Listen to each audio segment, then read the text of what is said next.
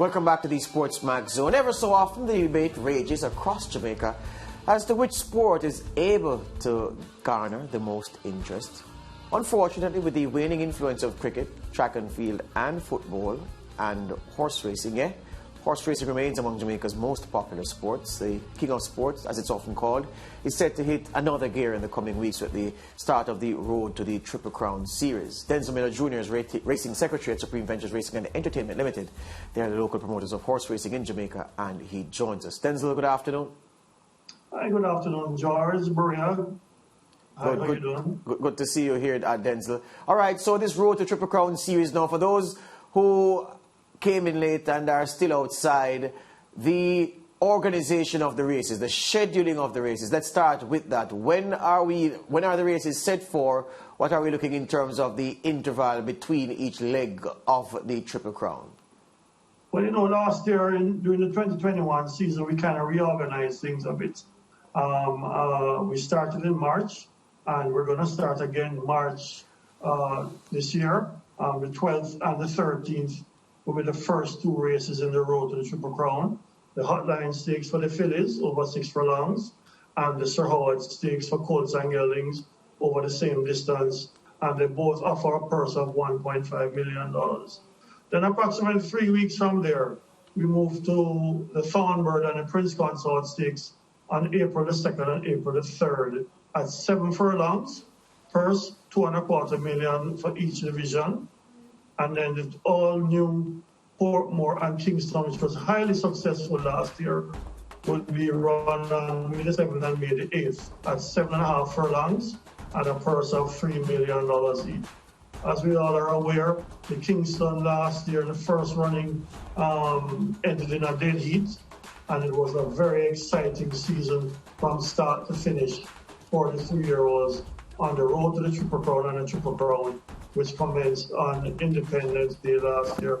It will be the same this year, the Derby on Independence Day, the second leg being the St. Leger in July, the first weekend, and of course, the Triple, the 1,000, 2,000 guineas, June the 4th and June the 5th at a mile for colts and geldings and fillies in the 1,000 guineas. Denzel, based on what obtained before in your previous stints as racing secretary and what we're dealing with now, is the Triple Crown, based on how it's set up now, more difficult to land, you'd say? I think it is equally as intriguing, only that, you know, sometimes in life you have to take a step back to go forward, analyze the situation, and that's what the team here at SVREL did last year. By looking at the horses, how they develop. Hence, we started the whole Triple Crown program for the first time in, well over 20 or 30 odd years.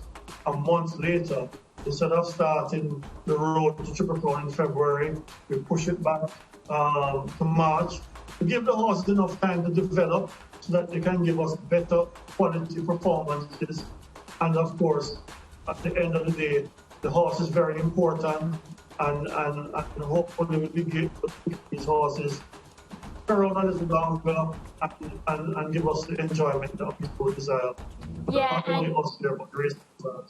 right. And how difficult has it been for SVREL, you know, to be able to manage and promote the sport, especially during a pandemic? Let me tell you, it was challenging, but we had our team here analyzing as we go along. Every time the PM had to make an adjustment due to the health issues, we were able to make an adjustment, discuss with the horsemen, discuss with the regulators, and we came out on top last year. We had some excellent racing. The 3-year-olds for the Triple Crown series, the numbers of participants were very good. We averaged over 10 horses per race on the road and increased it to like about 12.5 starters per race during the Triple Crown series. So we think that we really did a good job, and we have to thank our team here, the horsemen, and of course our regulators to work along with us so that we could have made a success last year. Yeah, you mentioned the 3-year-olds, and maybe this is fitting for me to ask you about the current crop and, you know, how can they compare to the previous 3-year-olds that would have taken part in the Triple Crown? Well, it's early days right now, but from the looks of things, the fillies seem to be a little bit more precocious. Yeah. You know, the champion 2-year-old of last season is a filly, Golden Wattle. She really gave it to the boys in the final leg of the 2-year-old Triple Series. And so far, there are 2 other fillies that have really struck their stuff so far in Atomic and Outbidder. The colt seems to be a little bit on the lazy side of business. We're looking forward for the return of Brinks. DC was very impressive a few weeks ago. Perfect Brew. And, you know, we've already created just about 34 winners. So we expect to be on the same projection of participants that we did last year, on or around the same. So we're creating winners each race day with the ultimate goal of participating in the 2-year-old campaign through the road to the Triple Crown and, of course, the Triple Crown. A total of 10 races. Yeah, any plans in place to ensure that, you know, the fans and the punters, they have a special Triple Crown series? Well, every year we plan something special. No 2 years are the same here at Caymanas Park. Yeah. It's an all-new adventure, new horses, new stories, new backstretch banter, and it's just exciting as we go along. You know, every year there's a story behind every animal, and this year will be no different. Only that it's a different story, a different name, and who knows, maybe we'll have a Triple Crown winner this year, but of course, all of these horses have to put on their racing plates and come out to perform. Denzel, based on how the schedule is now, is it perhaps a case where the fillies are at a disadvantage in terms of their former years, based on how the calendar was set up?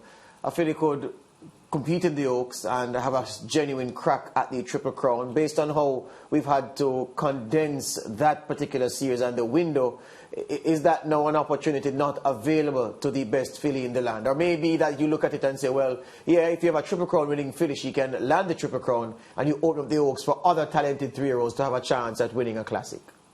Well, I think you put it perfectly, George. The fillies, the time between the races give for horses to develop a little bit better and be more prepared to give up their best. If you have a filly that wins the 1,000 guineas and then slams the colts in the St. Leger, I think the only option you're going to have at that point in time, I got to try for the Triple Crown in the Derby. The Oaks will be scheduled the day after the Derby, so maybe a second string of fillies will now have an option of earning a good purse. Last year we saw Caesar Wonder. She won the 1,000 guineas. She was, I think, 3rd in the St. Leger, and then her trainer opted to go in the Oaks. She was victorious. She had some time not to get all beaten up by the colts and geldings, and was able to come back at the beginning of October and actually beat all the horses. So I think making that adjustment so far has worked well. The proof, I guess, of the pudding is what transpires as we go along. But I think it's a positive move. And, you know, the fillies being the fairer sex, they will have enough time to recoup and that type of thing. But when you have an outstanding filly, she's going to really go for the Triple Crown, in my view. So I don't think we'll have lost that that's no words here now. That's fine. That's fine. Where the prize money is concerned, then that help you to get equilibrium back. I noticed you went through some of the purses for some of the individual races, and I know that nothing is set in stone. Could it be that by the time we get to start the Triple Crown series, that, you know, since the horsemen are disquiet over purse monies, but we know that things are tough all round, it could be that the promoter finds something spare to add a bonus at the end of the Triple Crown series if there's that one horse who can go through and nick all 3 legs? Well, that would be something for the management to decide. At this point in time, the purse structure is much the same as it was last year. Road to the Triple Crown and the Triple Crown offers just about 33 million Jamaican dollars over 10 races. So that in itself is a very lucrative candy. for persons to compete for. And, you know, the results that we got last year, dead heat, nail-biting finishes, we couldn't ask for anything more. And of course, one of the horses that came out on top is, of course, the reigning horse of the year, in Further and Beyond. And the first runner-up to the horse of the year also is a three-year-old of last season. So the horses were able to develop and move on, and we're looking for greater things, not only from the crop of last year, but from this current crop of horses. And on the point of the crop, I'd like to get your perspective on this. Further and Beyond, our horse of the year 2021, didn't win a classic outright. Well, didn't win a classic, but figured prominently everywhere, and yet that horse emerged as the horse of the year. Does that say that the horse flesh is improving, you think, especially to replenish the overnight allowance levels? Is that how you look at the fact that our horse of the year actually went through the three-year-old campaign without carrying away a crown by himself? Well, I think it's a great achievement. It wasn't that he wasn't good enough to win one of these races. He was champion two-year-old of 2020. He started his campaign in the Prince Consort. He won. He hit the wire at the same time as Miniature Man in the dead heat in the Kingston. And then from there, who knows, maybe the rigors of training took its toll during the Triple Crown. His trainer did the right thing after the Derby, took a break, brought him back in September. He had an awesome performance in overnight allowance. Had equipment problems in the Gold Cup, and then the Jamaica Cup and the Ian Levy was just an awesome performance. So I don't think it is anything really negative.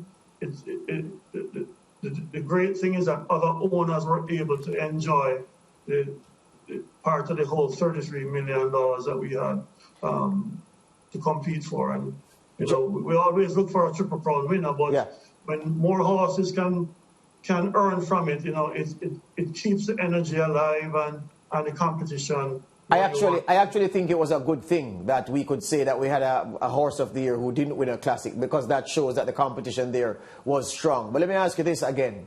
You know, football is, horse racing rather, is much like cricket, where the traditionalists, they are very resistant to change. They don't think anything can be refreshed. It was one way in the days of olden, and so they want it to remain until thy kingdom comes, whenever that is. And many people I hear there's grumbling about the change of the schedule and the tinkering with tradition as they see fit. So let me ask you here publicly, is it that the changes that Supreme Ventures has made to the schedule for the Triple Crown campaign, that was informed largely by what the horsemen themselves felt was best for their animals coming to hand to show their best over a Triple Crown campaign? Well, it took some discussion and participation from the horsemen, and the proof of the pudding is in the eating. If they were not happy with it, they wouldn't have participated. We were able to get quite a number of horses to participate, and as I said earlier, we averaged over 10 horses per race on the road, and then we increased it to 12, over 12.5, I think it was, during the Triple Crown campaign. I really didn't get any complaints of it hitting the wind out of any animal. There was adequate time in between the races for horses to recoup, train, come back and give up their best. And, you know, I think the sky is the limit as we go forward. Every now and then you have to step back and look what you did and learn how to tweak it and adjust it to get great results. And I think 2021 really proved that, you know, management team and the horsemen working together to, you know, adjust something to make it work the right way for everybody, including our fans. And I'm sure they were all very elated and happy to just witness some of these races that we put on. I'm with you on that. Insofar as still with the Triple Crown series here, Denzel, when you look at the fact that you mentioned it a couple of times in a couple of the answers you gave earlier about horses getting the time to develop. You know very well that we've had several Triple Crown campaigns in the past where a trainer would say, boy, you know, he'd have won the Derby or he'd have won the St. Leger or you'd have won the Guineas, but he had a late foal who was late in coming to hand. So I guess the change in the schedule eliminates that excuse, and now an owner who invests heavily, especially at the yearling sale, can have a schedule to aim at where that horse is able to mature and grow into itself to be able to repay that investment with a reasonably scheduled Triple Crown campaign to compete over. Well, certainly, and you know, the entire road to the Triple Crown, although we brand it as a road to the Triple Crown, it actually starts with a 2-year-old racing. During the pandemic, it forced us to start the 2-year-old campaign in August. And as a result, the babies had enough time to progress, develop, take their time, enter into the 2-year-old Triple Series, and then into the 3-year-old Triple Series, road to the Triple Crown last year. We just did the same thing last season. The first 2-year-old race was in early August. And we just slowly kind of used the program to develop the animals, give trainers and owners enough time to see what they have, give the horses more time to mature. And I think it's a win-win situation, you know. The time in between races, you know, horses are flesh and blood, as you know. Just like you say in both Asafa, they need recuperation time before the next big event.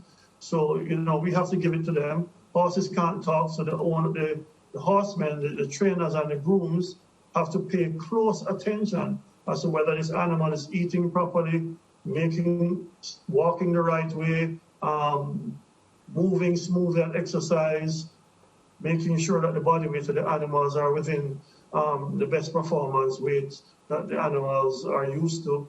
So it's a very intriguing, interesting sport, and so is the Triple Crown. Yes, indeed. Yes, indeed. Well, thank you very much for talking to us, Denzo. We look forward to this series, and of course, SportsMax, we will be there to cover the big moments over the course of the Triple Crown series and the races leading into the most competitive part of the horse racing season. All the best. We'll talk again. Thank you, George. Thank you, Murray. Have a good evening. Good. Denzo Miller Jr., he's racing Secretary Supreme Ventures Racing and Entertainment Limited. They are the promoters of local racing in Jamaica. The furlong pole quickly. Dane snatches it into the right. Here is a Billy Whiz kicking in on the outside, further and beyond, beginning to tie up Billy Whiz. Calculus coming once again. Calculus now points close home, and the Ledger winner takes the derby over Billy Whiz. Then further and beyond. Big Jewel is next ahead of Santorini.